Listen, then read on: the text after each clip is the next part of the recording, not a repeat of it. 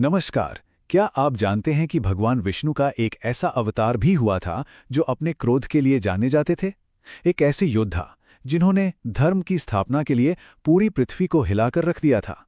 आज हम उन्हीं भगवान परशुराम की रहस्यमयी कहानी को जानेंगे। ये सुनने में थोड़ा अविश्वसनीय लगता है ना कि भगवान विष्णु का एक अवतार जो धर्म की रक्षा के लिए जाने जाते हैं, वो पूरी पृथ्वी से क्षत्रिय वंश का एक बार नहीं बल्कि 21 बार संहार कर दें। यही सवाल हमें इस असाधारण कहानी के केंद्र में ले जाता है। लेकिन सवाल तो यही उठता है कि आखिर इतनी भयानक प्रतिज्ञा ली क्यों गई? क्या उस समय के सभी शासक इतने अत्याचारी हो गए थे कि उनका विनाश ही एकमात्र रास्ता बचा था? या फिर इस विनाश के पीछे कोई और गहरा, कोई व्यक्तिगत कारण छिपा था? चलिए इस रहस्य से पर्दा उठाते हैं। तो हम बात कर रहे हैं भगवान परशुराम की, जो भगवान विष्णु के छठे और सबसे क्रोधी अवतार माने जाते हैं। देखिए, उनकी कहानी बाकी अवतारों से एकदम अलग है, क्योंकि वो एक ही समय में एक महान तपस्वी थे और एक ऐसे योद्धा भी जिनके क्रोध से पूरा ब्रह्मांड कांप उठता था। यही दोहरा चरित्र ही तो परशुराम को इतना अद्वितीय बनाता है। मतलब एक तरफ जहां वो ज्ञान और तपस्या के प्रतीक थे, वहीं दूसरी तरफ वो अन्याय के खिलाफ एक प्रलयंकारी शक्ति भी थे। उनका अस्तित्व हमें ये सिखाता है कि धर्म की रक्षा के लिए कभी-कभी शांति और शक्ति दोनों की जरूरत होती है। लेकिन वो हमेशा से ऐसे नहीं थे। उनका असली नाम परशुराम नहीं था।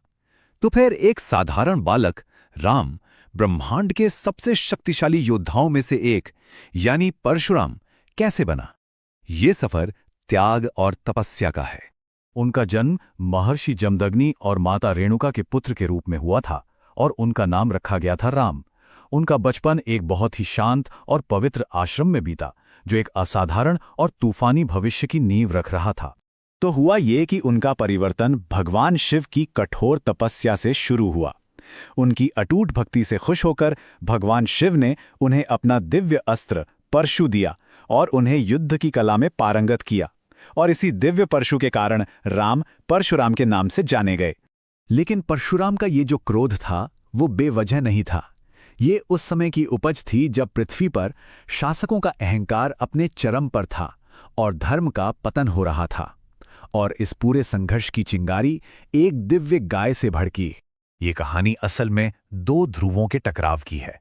एक तरफ थे महर्षि जमदग्नि, जो धर्म और सादगी का प्रतीक थे, और दूसरी तरफ था सहस्रार्जुन, 1000 भुजाओं वाला एक बहुत ही शक्तिशाली राजा, जिसका अहंकार उसकी शक्ति से भी कहीं ज्यादा बड़ा था। टकराव की शुरुआत तब हुई जब सहस्रार्जुन की नजर महर्षि जमदग्नि की दिव्य गाय कामधेनु पर पड़ी। ये गाय हर इच्छा पूरी कर सकती थी और राजा के मन में लालच का बीज बो गई। उसने जबरदस्ती उसे छीनने की कोशिश की और बस यहीं से विनाश की कहानी शुरू हो गई। और अब कहानी उस मोड़ पर आती है जहां एक बेटे का दिल हमेशा के लिए टूट जाता है और एक शांत तपस्वी का गुस्सा ज्वालामुखी बनकर फट पड़ता है। जब महर्षि जमदग्नि ने इस अन्याय का विरोध किया तो सहस्रार्जुन ने अपनी शक्ति के नशे में चूर होकर एक निहत्थे ऋषि की निर्ममता से हत्या कर दी। ये धर्म पर अहंकार का सबसे क्रूर प्रहार था। जब परशुराम आश्रम लौटे तो अपने पिता का शव और अपनी मां का विलाप देखकर उनका दिल दुख और क्रोध की आग में जल उठा। उसी क्षण उन्होंने वो भयानक प्रतिज्ञा ली, मैं इस पृथ्वी से सभी अत्याचारी क्षत्रियों का अंत कर दूंगा। और उन्होंने अपनी प्रतिज्ञा को पूरा भी किया। एक बार नहीं, 2 बार नहीं, बल्कि पूरे 21 बार उन्होंने पृथ्वी से अत्याचारी शासकों का संहार किया, जब तक कि धर्म की फिर से स्थापना नहीं हो गई।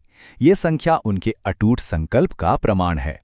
लेकिन उनका मकसद कोई सत्ता हासिल करना नहीं था, बल्कि धर्म की स्थापना करना था। अपना काम पूरा करने के बाद उन्होंने जीती हुई सारी पृथ्वी ऋषि कश्यप को दान कर दी और खुद तपस्या के लिए महेंद्र पर्वत पर लौट गए।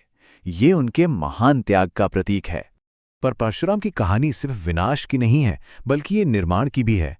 एक योद्धा के रूप में अपना कर्तव्य पूरा करने के बाद उन्होंने एक अमर गुरु के रूप में अपनी विरासत को आगे बढ़ाया।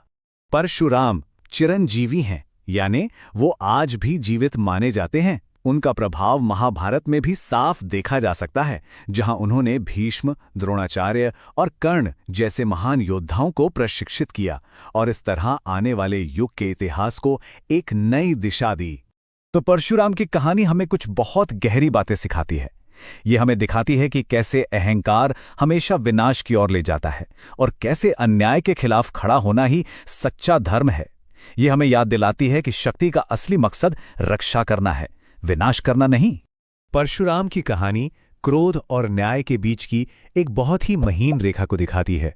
उनका गुस्सा अन्याय से मिले गहरे दर्द से पैदा हुआ था, और ये हमें एक बुनियादी सवाल के साथ छोड़ जाती है कि जब धर्म पर हमला होता है तो सच्चा न्याय क्या मांगता है, क्षमा, प्रतिशोध या फिर दोनों का एक बहुत कठिन संतुलन।